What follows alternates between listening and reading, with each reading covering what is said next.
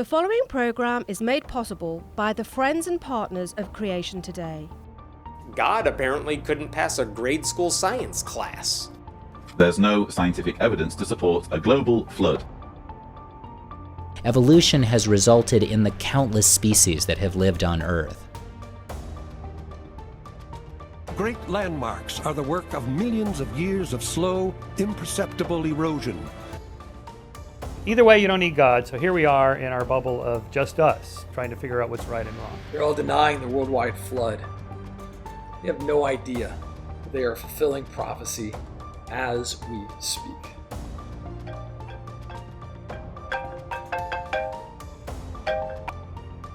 Hey, how's it going? Dennis, what's happening? 2 Peter 3. Yeah, all three. No creation, no flood, no coming judgment, just like it says. I think everyone is surprised at how fast it's happening. It's not like we haven't had 2,000 years to prep for this.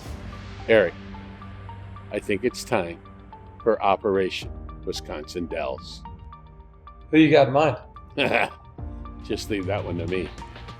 Well, you always do the best. I'll see you there.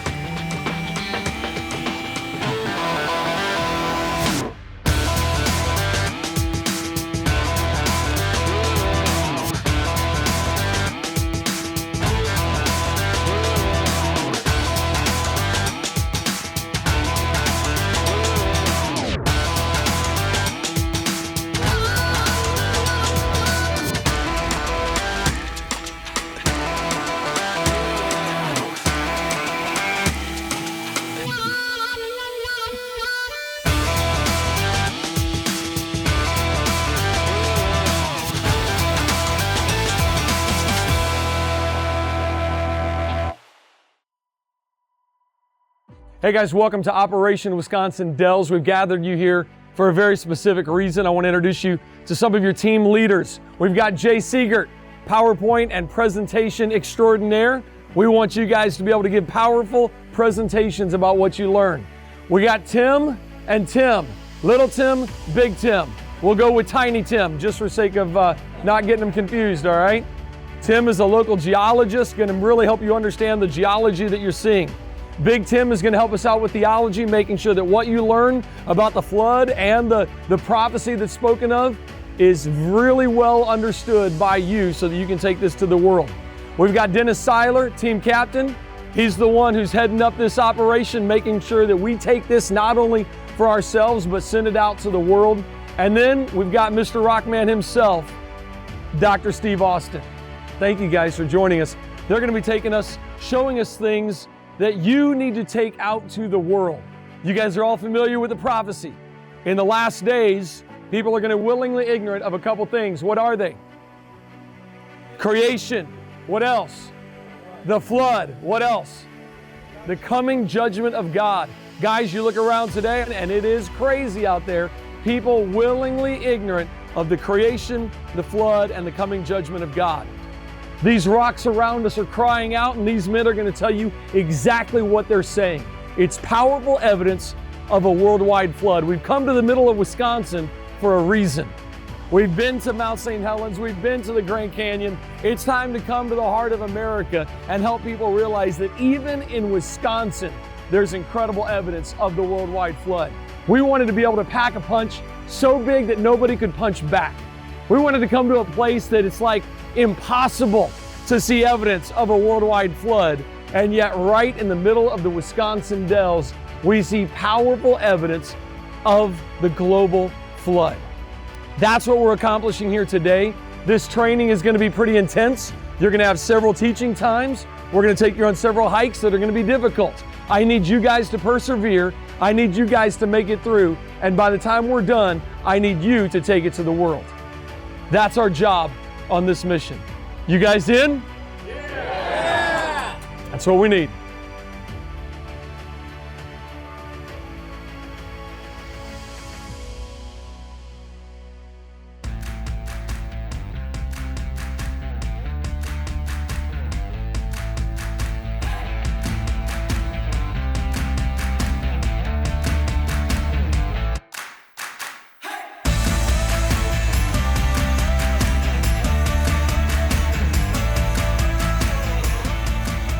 Mother Nature gave us a good science experiment on this one.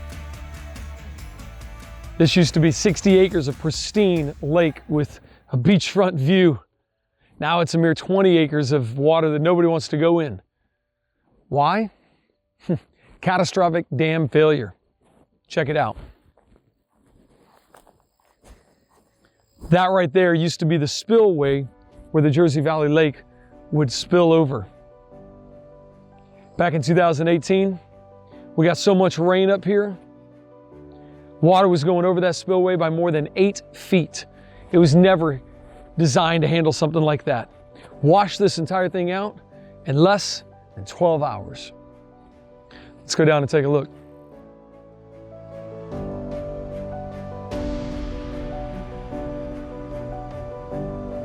Look at that.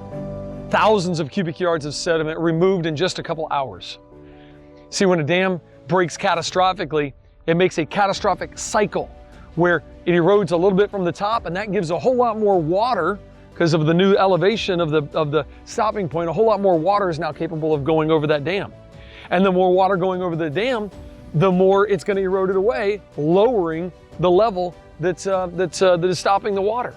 So that cyclical catastrophic cycle is what allowed this entire lake to drain, eroding directly into the sandstone.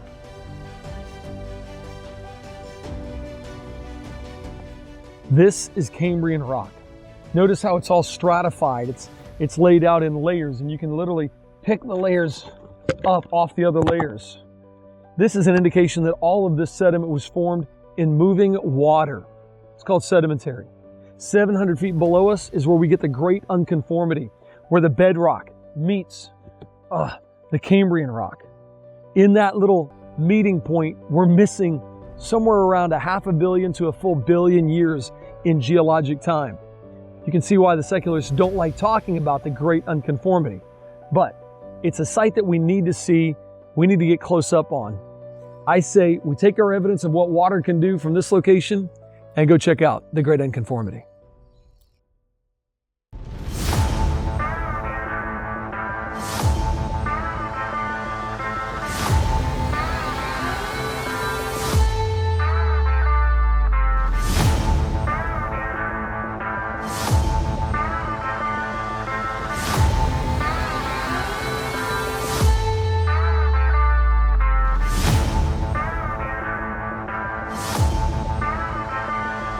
Here it is, number 2, Elephant Rock. All right, guys, we got to head up to Elephant Rock and meet Jay. We're going to go over a little bit about what we see there before Steve brings the group up to teach everybody. Here's where we're going to see the great unconformity, an absolute death blow to the secular worldview.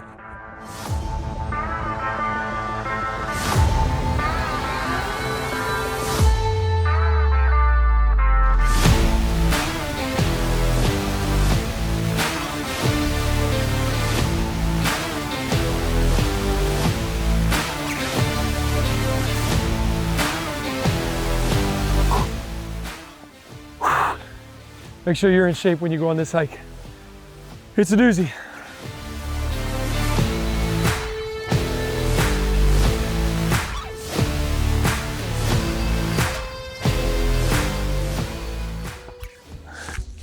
Ah, there she is. Ah, the great unconformity. How you doing, bud? Me. No, not you, man. Wow, what do we got here? We're in an amazing location. You're in my home state of Wisconsin. We're at Devil's Lake, and we certainly know that the Bible talks about a worldwide flood, Genesis 6 through 8. That's what we're giving them evidence for. Is there any evidence? There's a lot of evidence, and this is a really cool spot. In the middle of Wisconsin. That still blows my mind. Who knew it would be here? I just had this built recently. Yeah, you did. We're looking at a big slab rock here, and then there's something a little bit different above. Looks kind of boring, but it's interesting, and here is why. Some process occurred to build this rock down here, but there's something different up here. The rock above it is different. That's what we call an unconformity. The process changed between these two things. So what's going on? This is actually called Baraboo quartzite, made from sand. It was metamorphized to create the Baraboo quartzite here. And then above it, we got a straight line going across where this rock was actually sheared off, powerful force. And then something else started happening to lay down the rest of the layers. What do we have above us? We have chunks of the Baraboo Yeah. quartzite that were broken up. They're sitting here, big boulders. And then we have something in between called Jordan sandstone.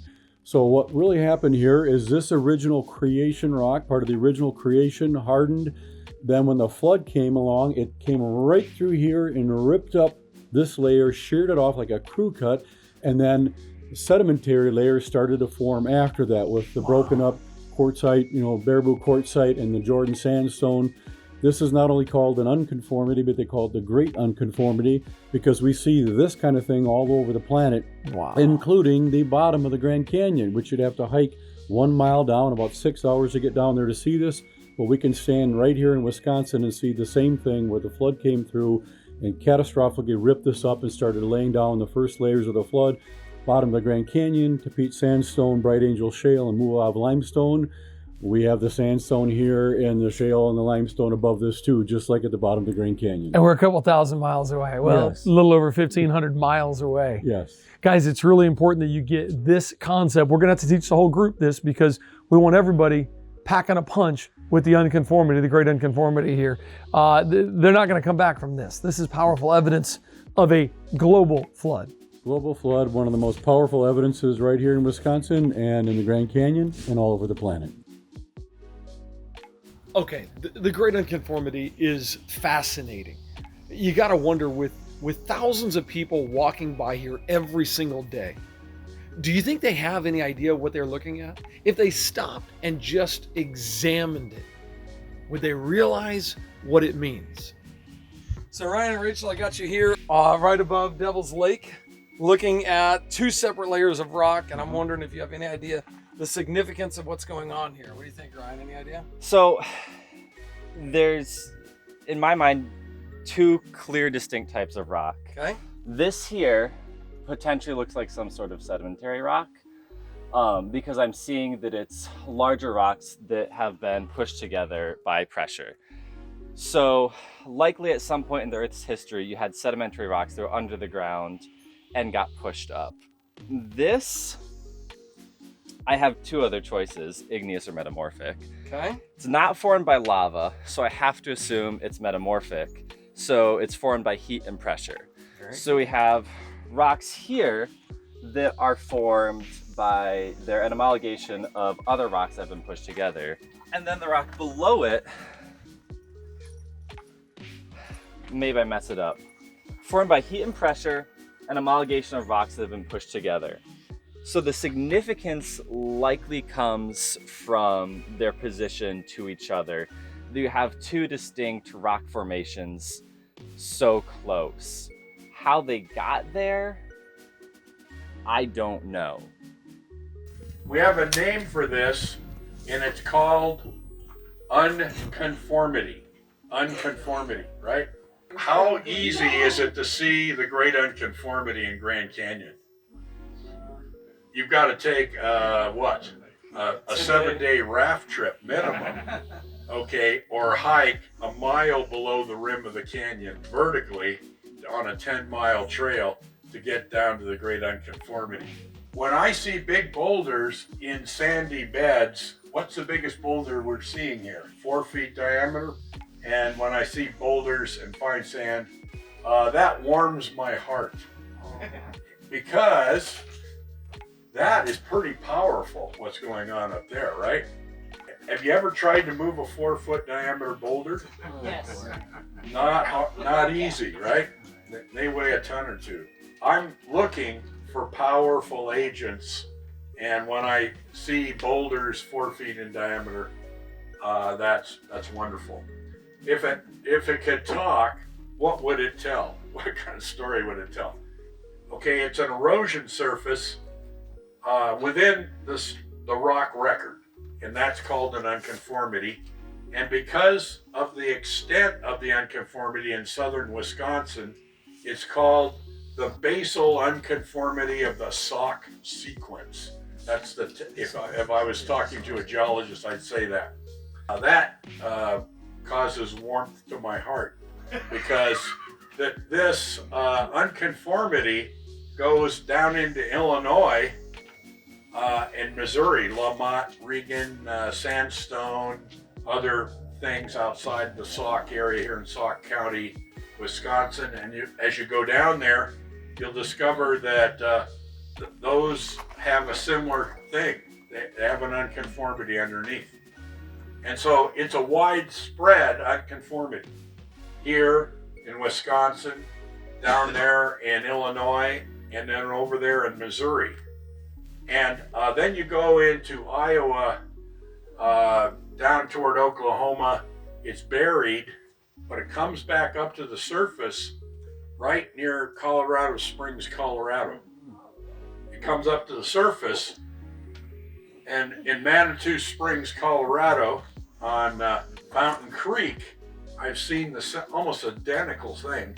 It's there, it's boulders, big boulders, granite boulders sitting with unconformity on granite rock. Here it's quartzite rock. So whatever the rock type underneath, it's kind of constant to see that surface, the erosion surface, and then the conglomerate. Oh yeah. Conglomerate.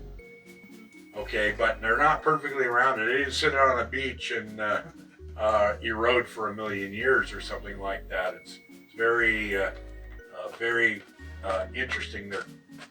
Imagine a slurry of boulders moving at maybe 5 meters per second. Okay, it's 50% sand and boulders and 50% water. A slurry, a gravity slurry of something like that, flowing along of the bottom of a very catastrophic advancing ocean, a flood on the earth. That's the kind of thing we see here. So I think this is the beginning of the flood right here. I am giving your geology teacher a raise, Ryan. Yeah, thank so you. far, I'm very impressed with what you're observing. Right. This is called the Great Unconformity. Okay. It's a layer that is across the United States. Right. Here we have rock that is not layered. Right. It is completely, there's no stratification taking place. Above it, we have a conglomerate where pieces of this have been sheared off and rolled into a type of sandstone. Gotcha. And then after going through that, once you get above the conglomerate, all of a sudden now we have layeration above it. So now it's all layers above that. Now, if this crazy unconformity where rock has been completely sheared off that has no layers, and after that we find a conglomerate and then layers exist not just across the United States, but literally around the world. Right. What does that mean? Oh boy, now I know the answer to that. Do you really? But here I am and I don't know the answer to it. Oh. It's telling us that at one point in the Earth's history, they were all connected. So it sounds to me like that would be evidence for continental drift. That at one point all of the continents were together. They had, if they're all over the world, they experienced the same thing at the same time and then separated. So we can see matching patterns across the continents. That's a great That's a great point, and that's true. That's true. But that's not it. That's not the only thing. That is one point, right? But that's not the main point. Okay, what is the main point? You want me to just tell you? I do. All right. We see a shearing of rock right here called the Great Unconformity all over, which means it seems as though there really was a flood that covered the entire globe. Okay. Where do we read about that? I don't know. You've never heard the story of a flood that covered the whole globe? I have, yes. Okay, so where do we read about that? In the Bible, the New Testament. So is it possible that thousands of people will walk right by here and they're looking and have no idea that they're actually looking at one of the best evidences? And there's very few places you can get to it this easy. You can get to it in California at the bottom of Grand Canyon on a 7-day raft trip. You can get to it. This is a super easy place to find this great unconformity. And it's incredible evidence that the entire globe really was flooded, just like the Bible says. What do you think about that?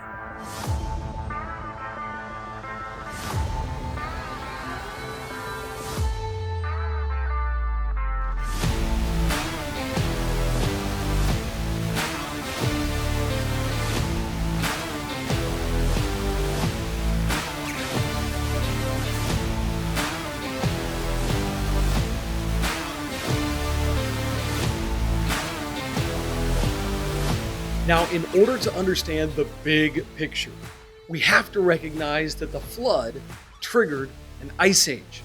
You can't have an ice age without warm oceans which the flood would create as the fountains of the deep break open and the cooler land surfaces allow the snow and ice to accumulate. The evidence for an ice age triggered by the flood is found in terminal moraines. As glaciers advance, they push debris in front like a bulldozer. And when the glacier stops advancing, the material or talus that's been collected is called a moraine. So a terminal moraine is the final advancement of a glacier. We find a massive terminal moraine on the Johnstown Ridge. We came here to find a place where we could see and directly interact with the glacial till that comprises the Johnstown Moraine. This hump of earth right here is the Johnstown Moraine. A lot of this stuff is transported the Keweenawen Peninsula Copper Nuggets, definitely over 300 miles of transport. But the lithologies are various, granites and schists, and it's pretty exciting to see all that stuff just collected here. But as for the moraine, the terminal moraine is at the end of the glacier. So this is the westward advance. It hits this quartzite prominence and bends around it, and it plugs the Devil's Lake Gorge on the north, and it plugs it on the south. But the prominent quartzite structure here, we're at about 1,400 feet, stops the ice advance, and the moraine wraps around this elevated structure. So we find lake deposits on top of a hill, because this hill was encompassed by a ridge of dirt and the ice behind it. The dirt bulldozed into place partially, and partially collecting the things falling out of the ice and forming this ring, this dam and the meltwater's filling in. That's why we're here today, the Johnstown Moraine. What do you think about that? I think there's better evidence for other answers. Okay. How are you going to answer this? Because it's called the Great Unconformity. Right. There's a missing 1/2 to 1 billion years of strata right there that's supposed to be there.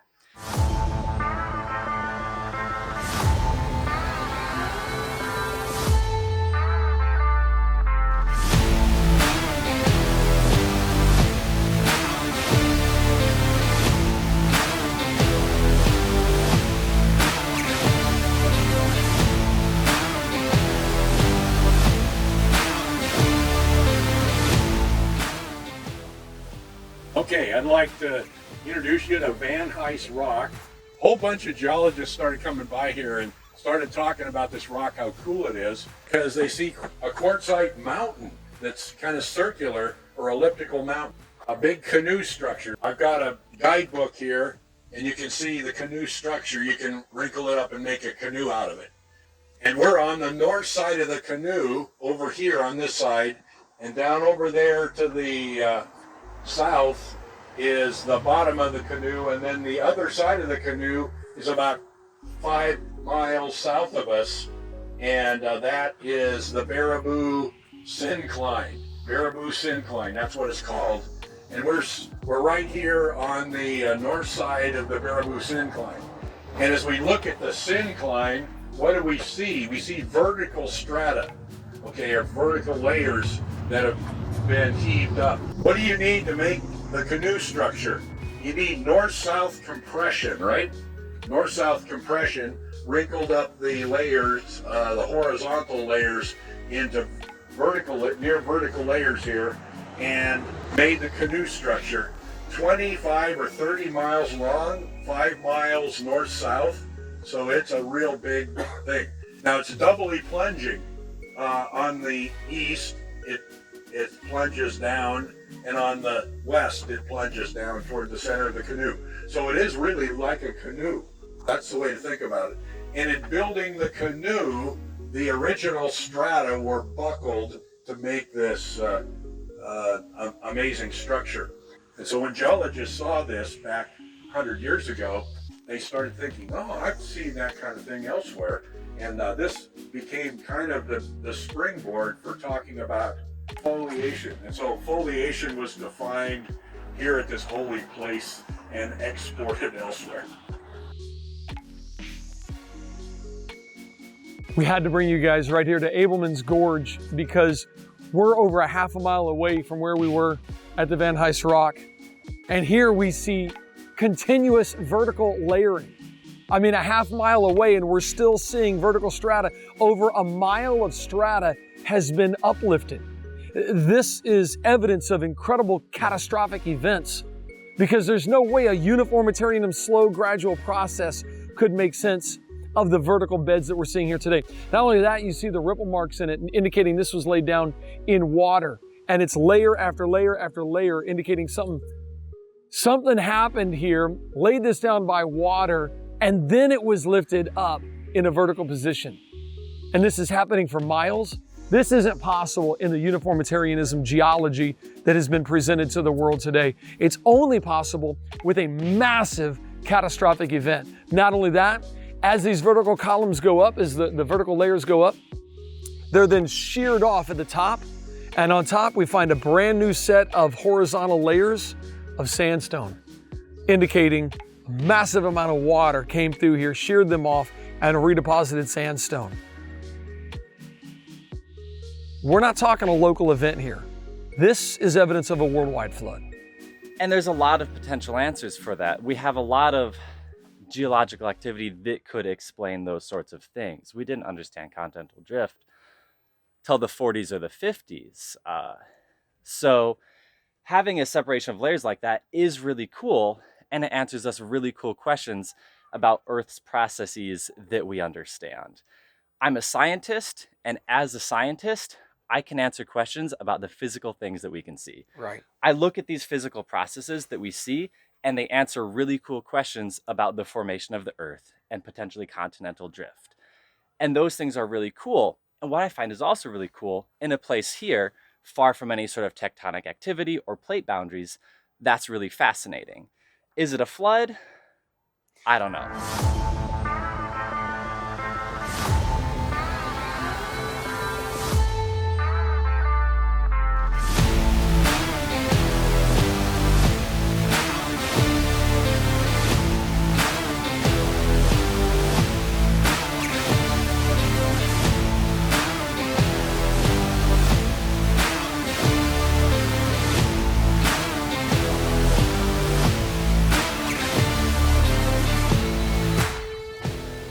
Hey guys, it's really great to be here in the narrows of the Dells.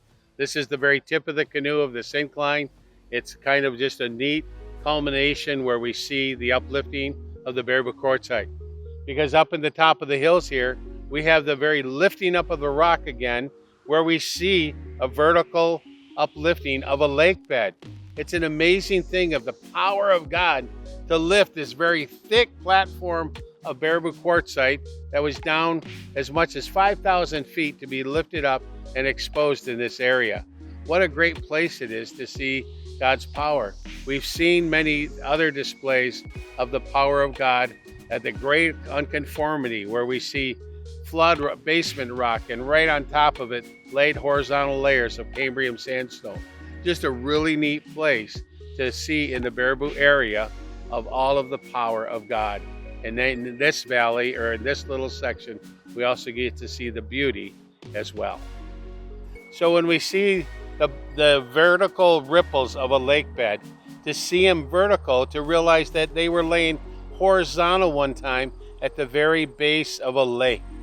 And then they were metamorphized, they were heated up and lifted up. And as they lifted up, the power of God to lift up thousands of feet of thickness of quartzite, and in some of the layers, actually the layers of a lake bed that were lifted up.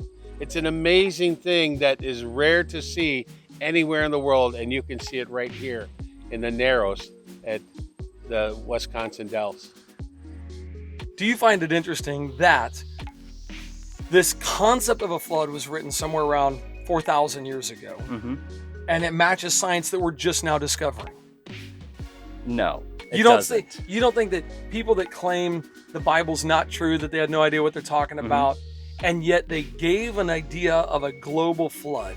Right. And scientists went, there's no evidence back in the 1800s, And now the more we look around, we see evidence of a global disaster. Well, because at that time, global wasn't global. Global was the Middle East where the Bible is written. So when they say global flood to them, it was a flood in their local region because they didn't understand that they were part of a much larger system. You mean if you read the Bible, that's what it teaches? Well, no, that's what the people who wrote the Bible were writing about. Yeah, no, they definitely understood. They had language that would explain the whole world. They had language that explained all flesh on earth, not just local to them. So they definitely understood what they meant when they were saying that. What you're saying is that the concept of a much larger world outside those bounds was developed then? Yeah, people, I think we assume that they were pretty ignorant. I don't think they were very ignorant, especially when you consider they were living to be several hundred years old. Mm-hmm. They were living to be a lot older, a lot smarter. They had technology. They had, iron. They had brass. They had lots of, they didn't have cell phones, but they had lots of advanced technology that we don't think of today. I would encourage you to read up on scientific development and really understand how our understanding of the world takes shape, comes together, because we didn't understand concepts we literally thought the world was flat until we started looking at the stars and doing math and uncovering these sorts of things. So to say that we have to understand that something written is written in the context of the author. Agreed. And the context of that author was a local region with limited knowledge and limited science. And how did they talk about the circle of the earth? And how did they talk about these things? There are so many things, the paths in the sea. There are so many things that they talked about in the Bible that from thousands of years ago, the scientists didn't discover till 1,000, 2,000, 3,000 years later. It sounds to me like they were actually way more advanced than we give them credit for. No.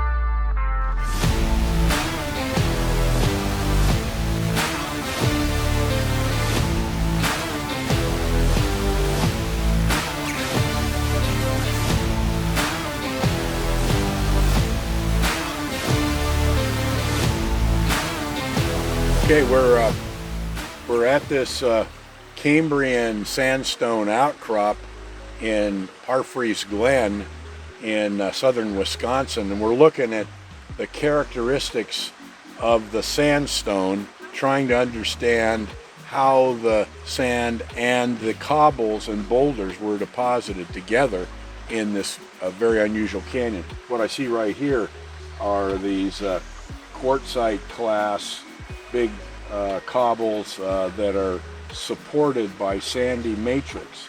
It's matrix supported, not class supported. In other words, the individual large rock fragments are not sitting in contact.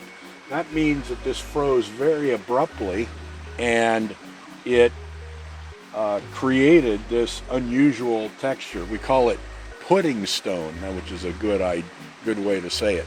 But it's a pudding stone texture, and we see it throughout the canyon here. See the pudding stone texture. And in between we see the sandstone layers. Up here we have another pudding stone, and we even get larger boulders in here, in places 4-foot diameter boulders up here. And again, they're matrix supported, not class supported, and they're rather angular and sometimes tipped up at angles, indicating they froze rapidly. And so individual sandstone beds with these cobble layers in between argue for rapid deposition, matter of minutes, not millions of years. So as we're studying this outcrop, we're becoming catastrophists in our way of thinking about the process of sedimentation. And this really shows it well. And I love thinking about mud flow here. Mud flows depositing all of this, these cobbles and sand very rapidly.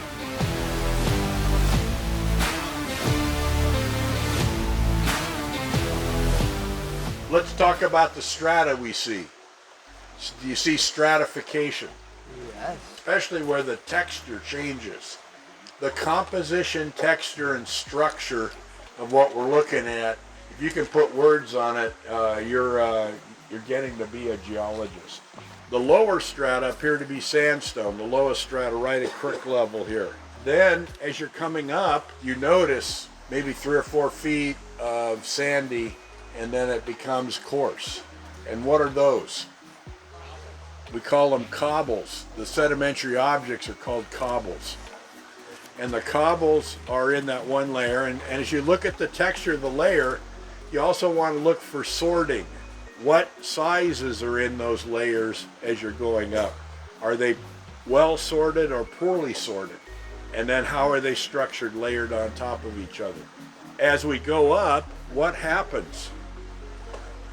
We're seeing a coarsening upward sequence. I see a lot of sand at the bottom, and boy, I'm seeing some big boulders up there near the top. Looks like the process is, first it's laying down cobbles, then it becomes boulders. When we see the texture of all kinds of cobbles that are floating in a sand matrix, we have a name for that kind of rock. Pudding stone. A pudding stone is a conglomerate which has plums in it that are floating in the pudding along with it. And when you see that kind of texture, it's very distinctive. So you look for pudding stone texture, and then you see what happens. It goes back to sand, and then more little cobble and pebble layers, and then it goes up into a coarsening upward sequence. And then halfway up the cliff, we're seeing some pretty good sized boulders in there. Now, you might think that those boulders were deposited by the creek in former time, but as we keep looking, we'll find out that those boulders are embedded in the sand matrix. And when you have boulders suspended in a sandy matrix, you don't call that pudding stone anymore. What do we call it? Megabreccia, some people use that word.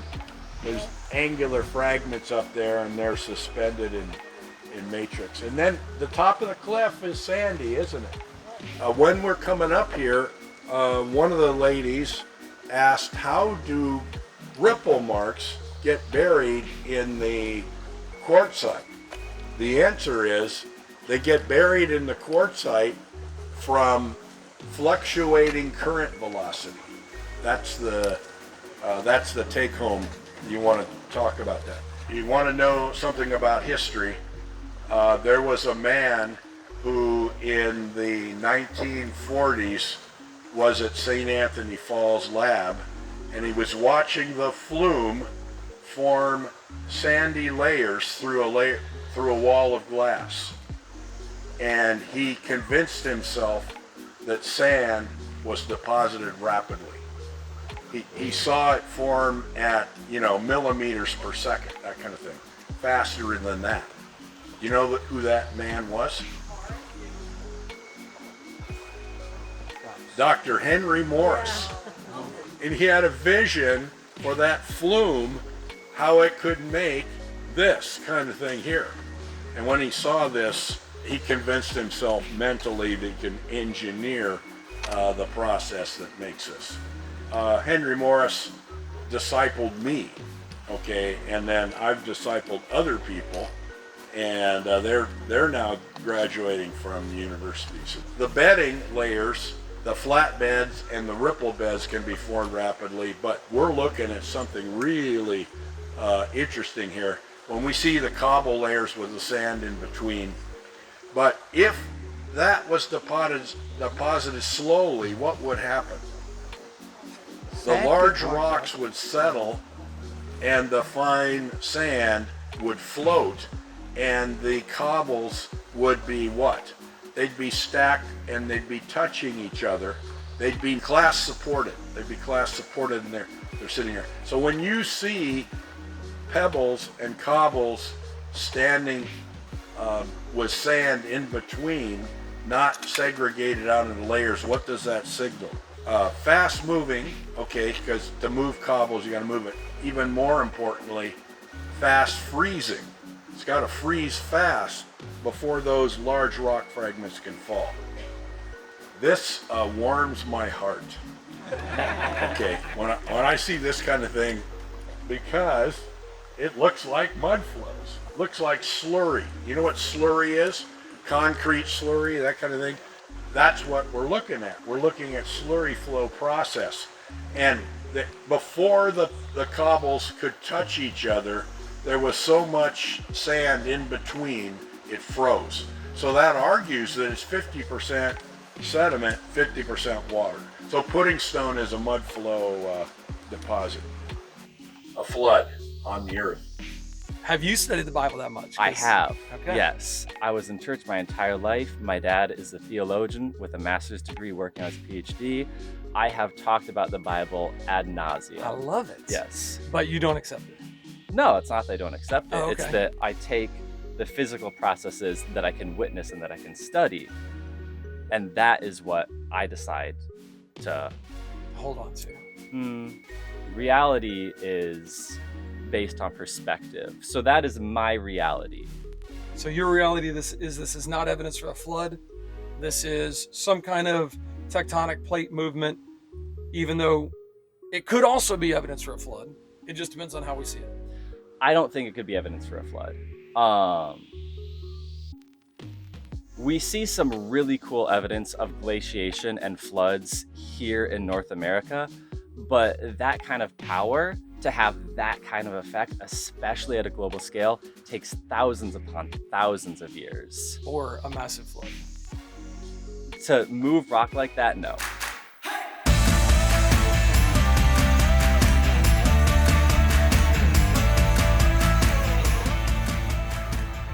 Our next stop is to meet Tim up at Devil's Doorway. He said he's got something really good for us up there. It's quite a hike, but I think it's gonna be fun. Let's head up there and see what Tim has to say.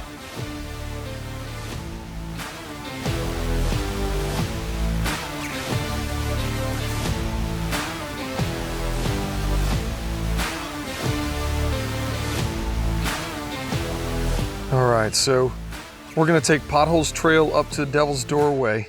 This should be a really steep climb and a lot of fun.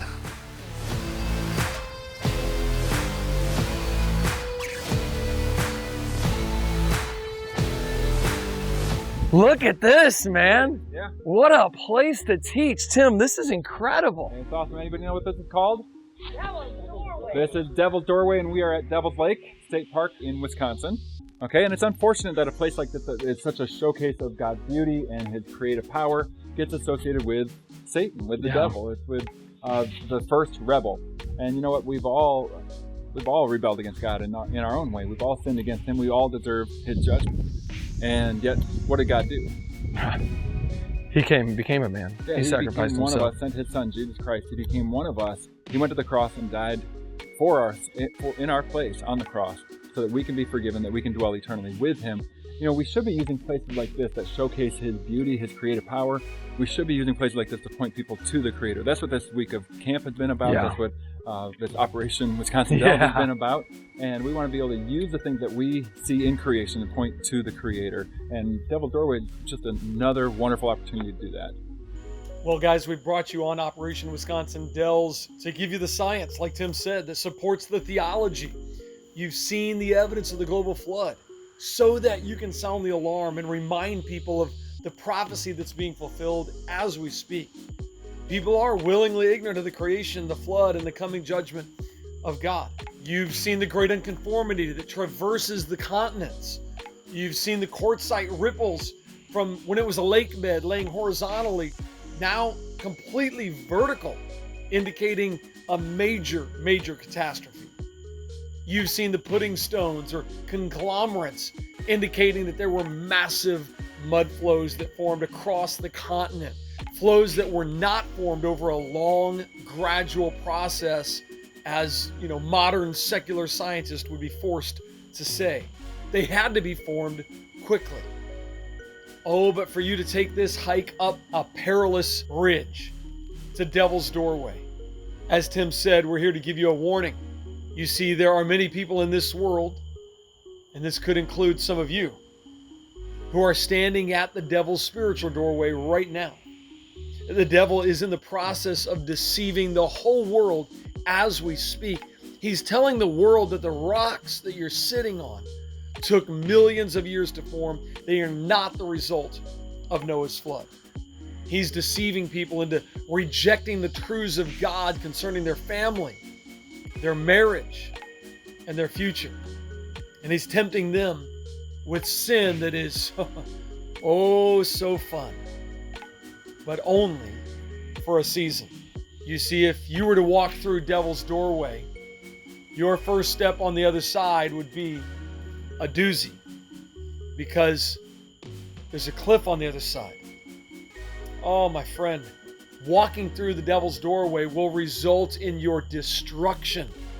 And I'm here to warn you that if you walk through the devil's doorway and believe his lies, if you become a scoffer that fulfills the prophecy, if you say there's no creation, there's no flood as a judgment on mankind's sin, and then there's no judgment to come, and it gives you what you think is the freedom to live as you please, then your first step into eternity is going to be a doozy.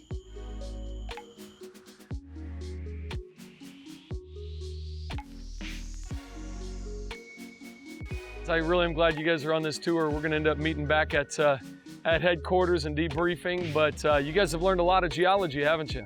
Yeah. And next, your job is to take that to the world. So all you got to do is figure out how to get down without dying, and we'll meet at HQ, okay? I'll see you there. There shall come in the last days scoffers. You have two distinct rock formations so close. How they got there, I don't know. They will be willingly ignorant. It's telling us that at one point in the Earth's history, they were all connected. Willingly ignorant of creation. It seems as though there really was a flood that covered the entire globe. Okay. Where do we read about that? I don't know. They are willingly ignorant of the flood. In a place here, far from any sort of tectonic activity or plate boundaries, that's really fascinating. Is it a flood? I don't know. And they are willingly ignorant of the coming judgment of God. I was in church my entire life. My dad is a theologian with a master's degree working on his PhD. I have talked about the Bible ad nauseum. I don't think it could be evidence for a flood. So that is my reality. I want to thank you guys so much for going on this journey with us to learn about the reality of geology proving a global flood. In today's world, they would say the idea of a global flood was disproved over 100 years ago, according to geologists, and to try to bring it back up and resurrect this idea of this mythical flood is absurd. But you've gotten to see evidence in the middle of Wisconsin for a global flood. I want you to tell me real quick some of the things that you've learned that have helped you understand what might have happened in this area that gives evidence for a global flood. Who's going first? Well, the main thing was that, I think it was the Sock mega sequence that goes, Dr. Austin saw it all over the continent, not all over the world. You can't lay that down with a local flood. That's got to be a worldwide flood. Yeah, so we learned that these bottom lake beds are now vertical, so there was a massive, massive force that pushed them upright. Very good. Brian, what else? Well, we learned that the ripples that are showed in the rock, that are solidified in the rock, were created when the rock was stable, was level, and the water was going over it. And yeah, it froze like it kept it like that. And the rock itself still holds the ripple marks from being underwater at one point. Very good. What else? You had the vertical quartzite, and you had sandstone laid down on top of it, which was indicative of that being laid down by water afterwards. We also had the large boulders that were moved by water. We've got these massive boulders that have been moved by water, and these boulders are so big, the amount of water necessary to transport them would be huge. Yeah, catastrophic size. Yeah, no local flood moving those boulders. What else? So as we looked at Parfrey's Glen and just seeing that pudding rock that was there, and just seeing how there was larger pieces cobblestones or even boulders up higher, and knowing that that couldn't have happened just slowly. It had to happen fast for it to freeze those spots to where you got the small pieces and the bigger pieces up higher rather than it being the opposite way. All that ice coming down right to the Baraboo structure there, going around it. This is on a massive, massive scale. This is not small scale. This is big scale happening. Do you guys remember what's even necessary to get that ice, to get an ice age? What do we have to have that? We have to have warm oceans. We have to have a global flood, which creates warm oceans, lots of evaporation, cold land where it's snowing down and it's not melting off very quickly. The flood is actually the answer for the ice age. No other model gives us a great ice age that can develop other than the flood model.